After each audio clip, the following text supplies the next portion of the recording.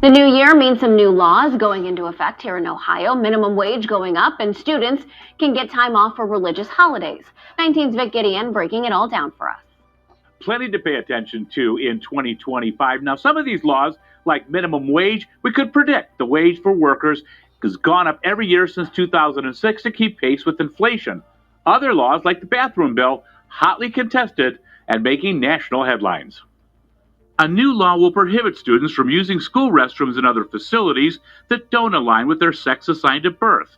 That's supported by lawmakers like State Senator Jerry Serino of Lake County. This bill is offered with no animus towards students who are experiencing gender issues. The bill takes effect February 25th and would impact all public schools across the state, some private schools, state universities, and some private universities. The new year also means a new minimum wage in Ohio. Ohio's new minimum wage kicked in New Year's Day, bumping the pay rate to $10.70 an hour, up 25 cents an hour for standard employees and $5.35 for tipped employees. It's better. It's better than it was. I mean, like, any little bit helps. Also, Governor Mike DeWine signed a bill which requires every district in Ohio to set a policy regarding cell phones, allowing districts to opt into banning phones in the classroom, supported by his Lieutenant Governor, John Huston. The cell phones in the lives of children are becoming very addictive. And in Cleveland, the new teacher's contract reads, students could have their cell phones or device subject to confiscation or storage during the school day. We're encouraging every school in the state to take a look at a policy that would limit or eliminate cell phones in schools. Well, school districts like the Akron Public Schools have already banned phones from the schools, a fourth law for religious expression days. Students are allowed to take 3 excused absences each year for faith-based holidays. In the newsroom, Vic Gideon, 19 News. Also looking ahead, Ohio will see some significant changes when new laws take effect as early as this week on January 1st. Many new bills will impact what happens in schools. Carla Rogner from our sister station in Columbus talks about what you can expect. Education in schools were a major focus for legislators here at the Ohio State House this past year. Legislators approved a new law to limit the use of cell phones in classrooms. School districts in Ohio will have until July 1st to establish policies governing phone use during school hours. The bipartisan law aims to limit distractions in the classroom and improve the mental health of students. Certain exemptions are allowed. Governor DeWine expressed his support for the law earlier this year. These phones are clearly detrimental to learning. They're detrimental to our children's mental health. And they truly do need to be removed from our classrooms. Another major law going into effect in 2025 is House Bill 183, also known as the bathroom bill. Governor DeWine signed that bill into law late this year. It will go into effect on February 25th and require students to use the bathrooms for the gender they were assigned at birth. The law impacts all schools and colleges, but it does not outline a way for schools to enforce this, something those who oppose the bill have expressed concern about. But supporters say it's meant to protect students. It opens up the door for people to interpret this any way they want to, and we don't know how cruel it can be.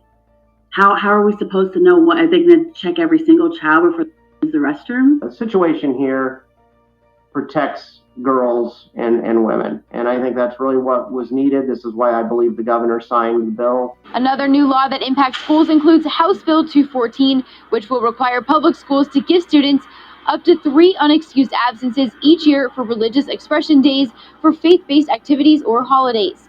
That law goes into effect on January 1st. At 5:30, we're learning more about House Bill 315, which Governor DeWine signed into law late last night. Yeah, now, part of the law includes open record provisions allowing police departments to charge the public when they request police video. Alexis Martin joins us live with details about what this could mean for both members of the media and taxpayers. Cincinnati police are one of the municipalities that now might be able to charge you if you request any of this video. Now, I'm about to show you some previous video requests that we've had from across Ohio that we were successfully able to get, obviously before this came into play last night. Now, we're also going to be breaking down what this means for police, the media, and taxpayers through our legal analyst and the FOP president.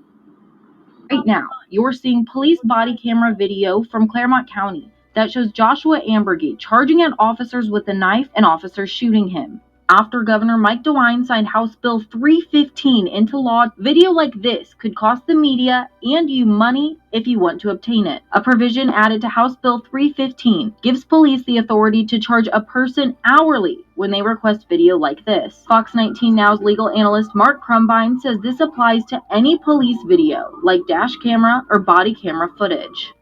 The governor is saying that the police or the municipality can charge up to $75 an hour for up to 10 hours worth of work max on providing the videotapes to the public. FOP President Ken Kober says this was necessary as open records requests for videos continue to increase, especially with content creators. You'll get records requests for hundreds and hundreds of hours of video from some YouTuber in California that's going to turn around, dissect it and then put it on YouTube and hope to make money. Kober says police video contains a lot of sensitive information, like victims' names and faces.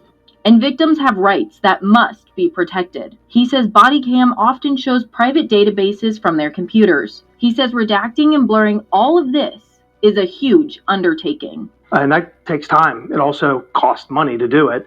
And I think this is just a way that instead of having the taxpayers pay for it, the actual person that's requesting it's going to have to pay for it. Governor DeWine sent out a statement after the bill was signed into law, saying in part, quote, "No law enforcement agency should ever have to choose between diverting resources for officers on the street to move them to administrative tasks like lengthy video redaction reviews for which agencies receive no compensation. And this is especially so for when the requester of the video is a private company seeking to make money off of these videos." DeWine says he supports the public's and news media's right to access public records, and he claims House Bill 315 doesn't change that right. But Crumbine says he thinks this could be challenged. Had huge cases in Cincinnati, police shootings and things of that nature, and if the public or the media has to pick up the tab for those videos, that would be might be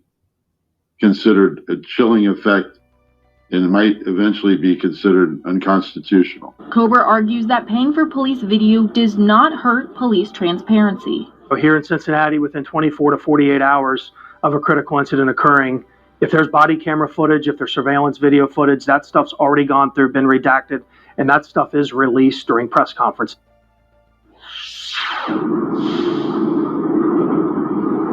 In recent cases of officer-involved shootings, CPD has turned over that video very quickly. However, we have found in less high-profile cases that it does take a little bit longer, sometimes months, to turn that video over. Now, the bill does not say that police have to charge for video. It just sets the $75 per hour maximum if they want to. So we're still working to learn how different municipalities across Ohio are going to work with this. Reporting live in the West End, I'm Alexis Martin, Fox 19 Now.